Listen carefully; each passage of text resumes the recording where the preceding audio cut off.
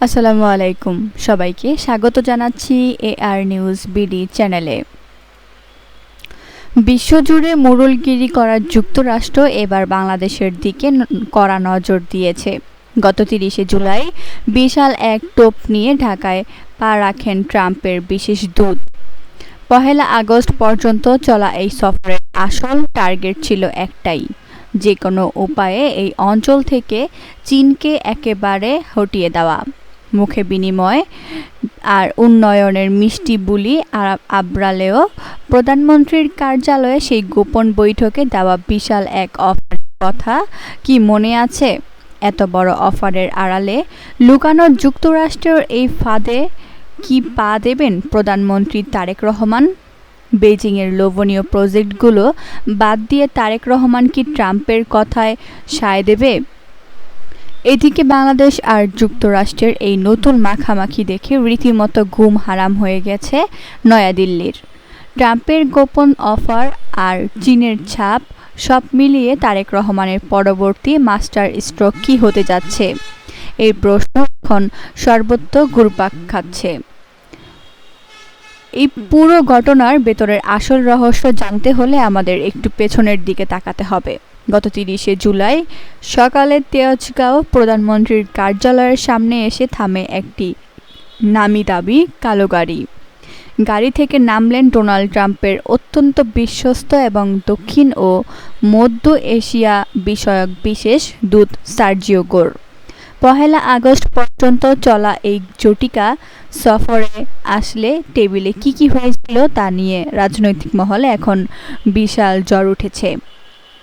ওপর দেখানো হয়েছে যে ব্যবসা বাণিজ্য, নতুন বিনিয়োগ, ওষুধ শিল্পের উন্নতি আর রোহিঙ্গার সংকট নিয়ে খুব সাধারণ কিছু আলাপ হয়েছে। ডোনাল্ড ট্রাম্পের দূত মুখে বেশ বড় প্রশংসা করেছেন। তিনি দাবি করেছেন তারেক সরকারের উপর ওয়াশিংটনের নাকি ব্যাপকভাবে ভরসা আছে। কিন্তু পর্দার আড়াল আসল সত্যটা একেবারেই আলাদা। তারা এবার কোনো শাস্তির ভয় দেখাতে আসেনি কিংবা কোনো কড়া চোখ রাঙানি দিতে আসেনি। তারা এসেছে সুদৃশ্য এক বিনিয়োগের ডালা সাজিয়ে, যার মূল্য লক্ষ্য বেইজিংকে আটকানো। তবে এই বড় অঙ্কের সহায়তার নিচে যে একটা সূক্ষ্ম চাল লুকিয়ে আছে তা বুঝতে আর কারো বাকি নেই।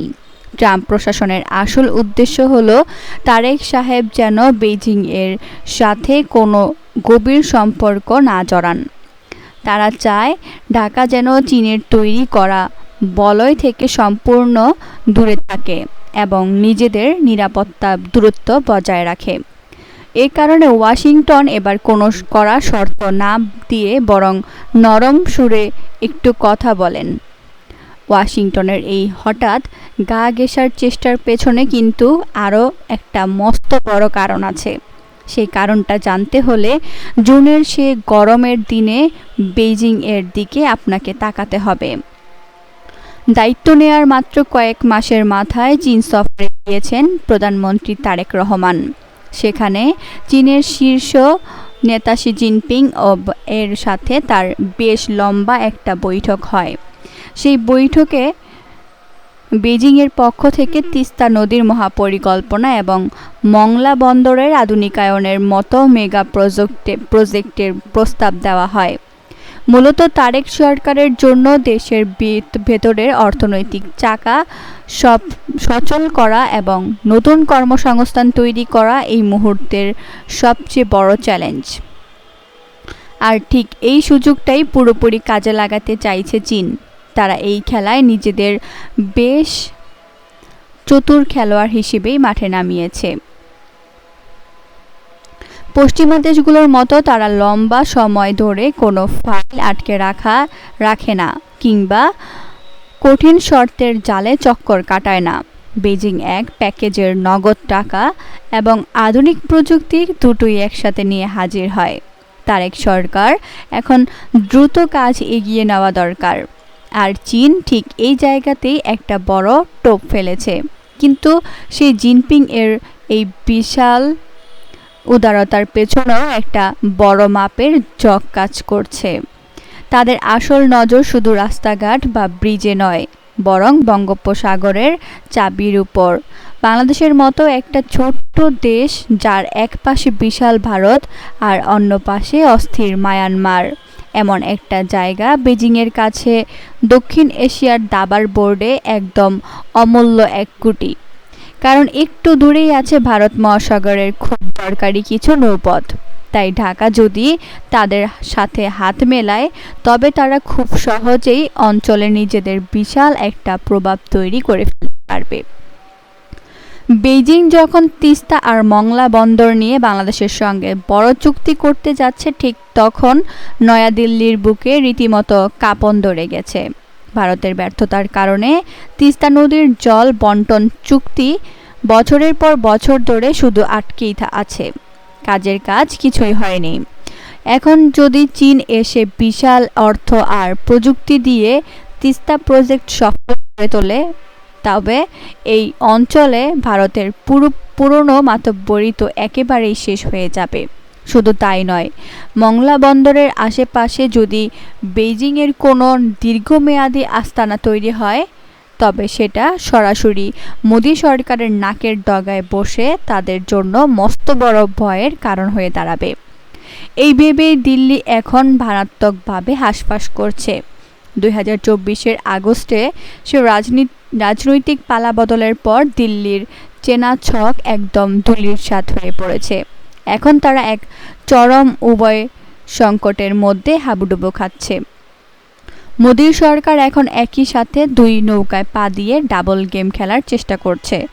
একদিকে তারা তাদের পুরনো বিশ্বস্ত মিত্র হাসিনাকে দিল্লিতে আশ্রয় নিয়ে নিজের হাতে মুঠোয় রাখছে, অন্যদিকে আবার প্রধানমন্ত্রী তারেক রহমানকে ব্রিক্স সম্মেলনে আসার জন্য আমন্ত্রণপত্র পাঠাচ্ছেন। তারা কিছুতেই তারেক সরকারকে চীনের দিকে সম্পূর্ণভাবে ঝুঁকে পড়তে দিতে চায় না, আবার নিজেদের পুরনো আসজ হাতছাড়া করতে রাজি নয়। আর ভারতের এই দ্বিধাদ্বন্দ্বের কারণে তারা নিজেরাই এখন কোনো কুলকিনারা পাচ্ছে না। এত সব উদ্বেগের মাঝে এদিকে আবার ট্রাম্পের দূত সার্জিও গোর হঠাৎ করে কক্সবাজারের রোহিঙ্গা ক্যাম্পেও ছুটে গিয়েছেন। কিন্তু কেন?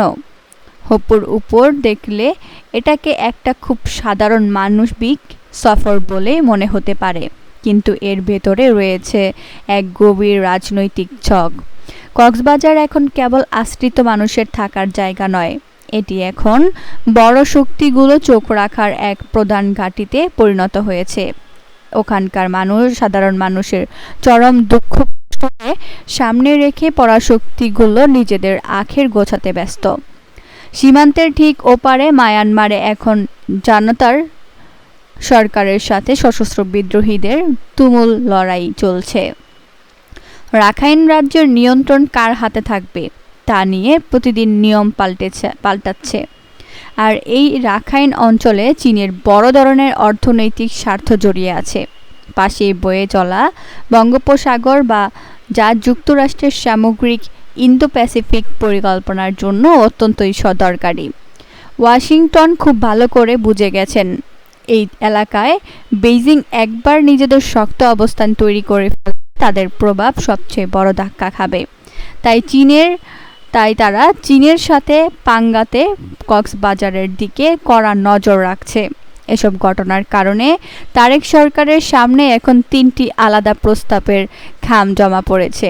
প্রথম খামটি পাঠিয়েছে বেইজিং, যার ভেতরে রয়েছে তিস্তা প্রজেক্টের বিপুল অর্থ, সেই সাথে আছে ঋণের এক মারাত্মক ফাঁদ।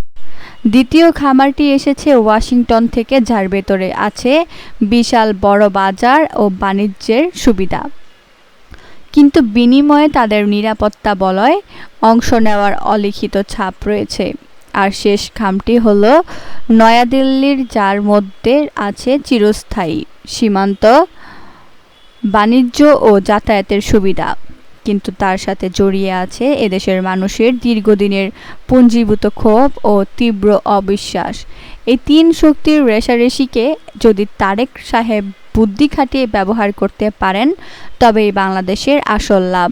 কিন্তু এই ভারসাম্য ধরে রাখার কাজটা অনেক বেশি কঠিন। একটুখানি ভুল চাল দিলেই নেমে আসতে পারে বিশাল ভরাডুবি। ঢাকা বেইজিং এর দিকে একটু বেশি ঝুঁকলে ট্রাম্প এবং মোদি একজোট হয়ে বাধা দেবে। আবার ওয়াশিংটনের সাথে বেশি মাখামাখি করলে চীন তাদের প্রজেক্টের টাকা আটকে দিয়ে বুড়ো আঙুল দেখাতে পারে। অন্যদিকে দিল্লির দিকে বেশি পা বাড়ালে দেশের ভেতরেই তারেক সরকার বিশাল জনরসের মুখে পড়তে পারে। ইতিহাসের পাতা উল্টালে দেখা যায় ৭১-এ সেই কঠিন দিনগুলোতে কোনো পরাশক্তির দায় ছাড়াই এদেশের সাধারণ মানুষ নিজের ভাগ্য গড়ে নিয়েছিল। সেদিন বড় বড় শক্তিগুলো যখন নিজের হিসেব নিয়ে ব্যস্ত, তখন এদেশের মানুষ কারো অনুমতির তোয়াক্কাই করেনি। তারা নিজেদের বুকে অসীম সাহস নিয়ে একটা স্বাধীন দেশ তৈরি করে দেখিয়েছিল। আজ দীর্ঘ ৫৫ বছর পর বাংলাদেশ আবার ঠিক সেই একই রকম এক বড় জায়গায় এসে দাঁড়িয়েছে। তবে এবারের হিসেব একদমই ভিন্ন। আজ দেশের হাতে আছে বিশাল এক কাজের তরুণ সমাজ, ভালো সমুদ্র বন্দর এবং খুব দরকারি এক জায়গা। ঢাকাকে এখন আর কোনো বড় দেশের ছায়াতলে আশ্রয় রাখার দরকার নেই। চীন থেকে কাজ নিতে হবে, কিন্তু দেশের স্বাধীনতা দিয়ে নয়। যুক্তরাষ্ট্রের বিশাল বাজারে ঢুকতে হবে, কিন্তু নিজেদের চাবি ওয়াশিংটনের হাতে তুলে দিয়ে নয়। আর ভারতের সাথে সম্পর্ক হবে সমান তালে, কোনো প্রভু বা অনুগতের সম্পর্কে নয়। যদি কোনো দেশ বাজে চাপ দেয়, তবে তাদের পরিষ্কার ভাষায় দাঁত ভাঙা জবাব দেওয়ার ক্ষমতা বাংলাদেশ রাখে। কারণ বাংলাদেশ কারো পেছনের ওঠার নয়, এবং এই দেশ নিজেই দক্ষিণ এশিয়ার এক বিশাল দরজা। এই দরজা দিয়ে ভেতরে ঢুকতে হলে অবশ্যই যথাযথ সম্মান মর্যাদা নিয়ে তারপর পা রাখতে হবে, অন্যথায় কোনো ছাড় নেই। আগামী দিনে তারেক রহমান কোন চুক্তিতে সই করবেন কিংবা কার অফার ফিরিয়ে দেবেন, তার উপরেই দেশের আসল ভবিষ্যৎ দাঁড়িয়ে আছে।